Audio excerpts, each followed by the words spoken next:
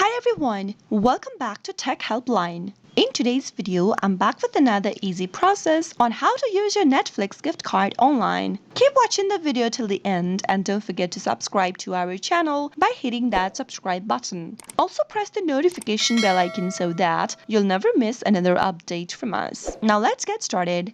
Open up a web browser of your choice and go ahead and type in www.netflix.com/redeem. Press enter on your keyboard and you'll end up in this page over here. As you can see that it asks you your code or PIN. Usually the PIN and code will be located at the back of the gift card. If you've got a gift card for Netflix on your hands, simply peel off the metallic strip at the back of your gift card, which will reveal your gift card number. Simply type in your gift card number in the text box. After you are done, click on Redeem at the bottom. And once your gift card number has been verified, you'll be able to redeem your gift card for Netflix right away from your web browser. Pretty quick and easy, isn't it? That is how you can easily redeem your gift card and use it online with Netflix. I hope the tutorial was helpful to you.